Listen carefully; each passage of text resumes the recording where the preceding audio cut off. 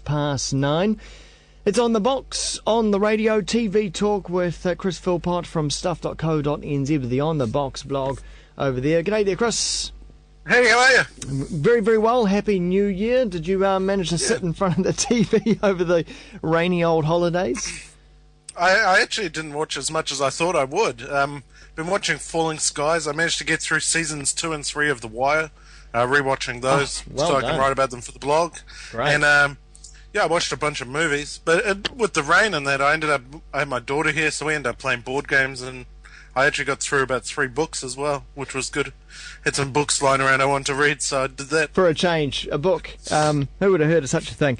Well, one of the books was Game of Thrones. So it's on TV. The first Game of Thrones. So yeah, it was TV related still. Can't get away from the telly. Seeing we're talking about what we were watching over the holidays, and at the risk of throwing our schedule of things that we've got to talk about out the window, I watched for Bridalson, the Dutch version of The Killing, or the original Killing, because now there's the American AMC series. Outstanding! It's gone straight into my top 10 of all-time greatest TV. Really, really good. Cannot recommend it enough. Yeah, I don't know if I'd put it in my top 10, but it was brilliant. It was better. I don't know if you've seen the American version. It's just wrapping up, I think, not this week, but the week after on Soho. And it's definitely a lot better than the American one. The American version went off the rails at some point in the second half, where Barbara Delson kind of kept its cool and stayed with the same tone, the consistent style, the consistent storytelling, and really did a good job with the story. Just as you say, great story and just great acting. And I recommend if you can get a hold of the DVD or get a hold of the download or whatever, because it is never going to screen on New Zealand TV here. I'll correct you on that. It is going to be screening on Soho. I think they're airing it in March. Well, good on Soho, but it's not going to be on free to air anyway. Okay, good. The Golden Globes this week. Yeah, we had the Golden Globe Awards on Monday. Monday our time, Sunday night in America, hosted again by Ricky Gervais, who was reasonably tame. I think with his performance, he wasn't as out there as he was last year with the insults and things.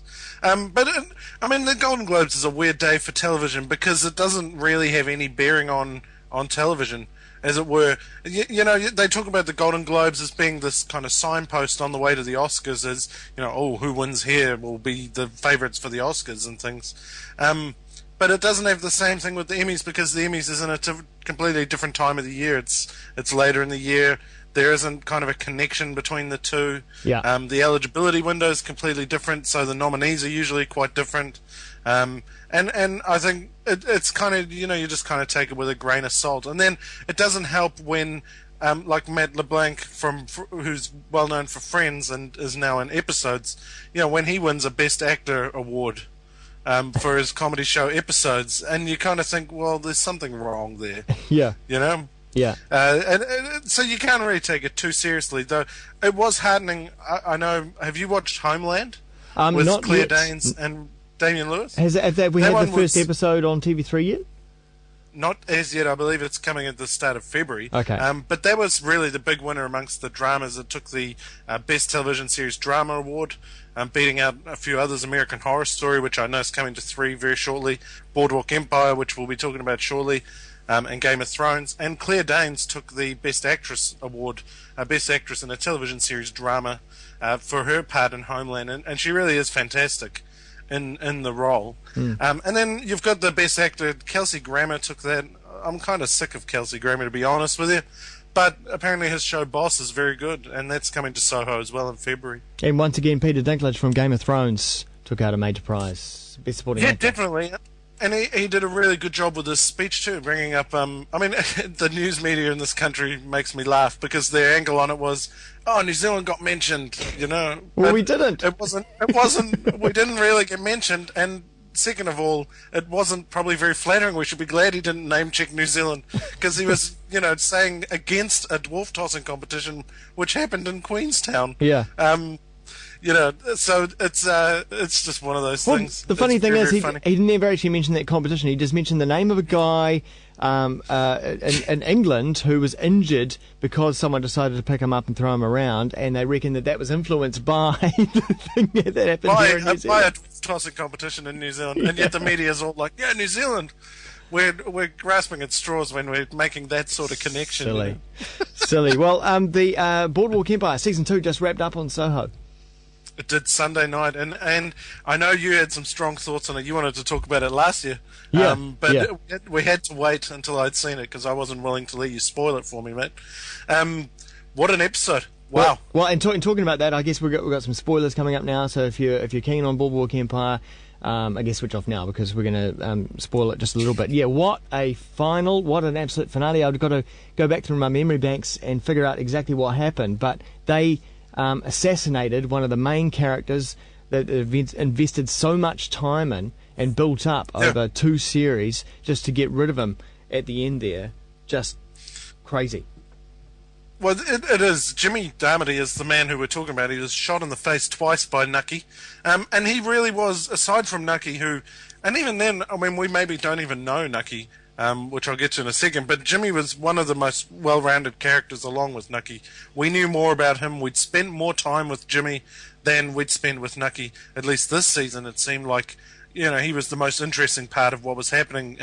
Jimmy and the Commodore trying to take over Atlantic City.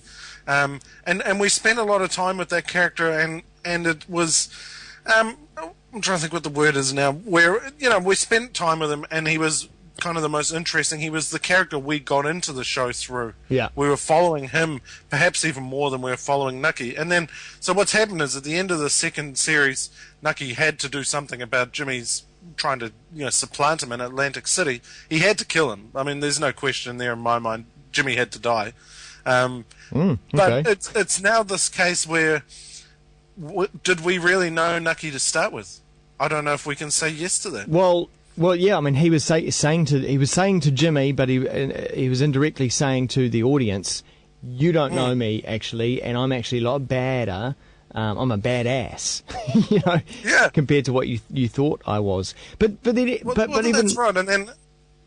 Sorry, you go. I was going to say, prior to the finale, the 2 episodes beforehand, you had the outrageous revelations of the incest going on between Jimmy and his mother, which was crazy enough, Yeah, Jimmy getting kind of almost, raped by his mother while a train went past, and now anytime I hear a train noise, I kind of start sobbing for some reason. I don't know why.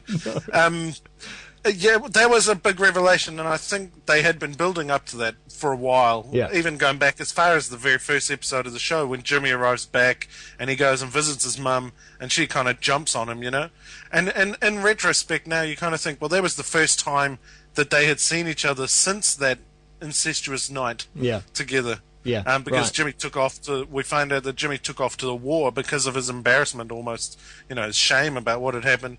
And then he comes back and the first thing that happens is his mum jumps on him again. Yeah. And it's weird, they kind of did a lot to make us think that there was more to their relationship than it seemed. Where, she jumps on him in that first episode and you think, oh, this is his mistress or something. Yeah. And then you find out it's his mum and you go, oh, well, that's weird. Yeah. And they did a lot of that this season as well, where she kind of took her place at his side, almost being like his advisor, taking the place of Angela Darmody in a way. There was even a couple of episodes where she was in the Darmody home and doing jobs that Angela should have been doing. And that drove Angela away from Jimmy ultimately as well. Well, Jimmy's mum was the dark presence in his life and the dark influence. Yeah, that's his dark passenger, as it were. Yeah. But it was a really interesting revelation that it happened so much earlier than I thought.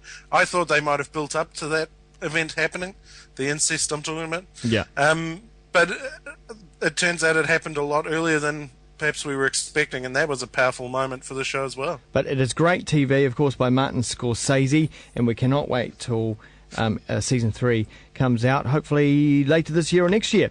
Right. Yeah, definitely. What is coming out, or what's going on New Zealand screens this week? Well, we got tonight at 8:30, we've got Falling Skies continuing. They're doing double episodes of this. So tonight is the 7th and 8th episodes, and this is where the series actually really starts to get good this week, and then next week's finale episodes as well. So make sure you tune in for that. We've got a new series of American Idol starting on Friday. I know you're excited about that. Can't Can't wait. Yeah. The 11th season. It's always worth watching, at least the first week or two, because of the auditions, which are just riotously funny. And then Monday nights, we've got Criminal Minds and Person of Interest, the new J.J. Abrams procedural, which has been a really good show. The first episode is a bit clunky with all the backstory.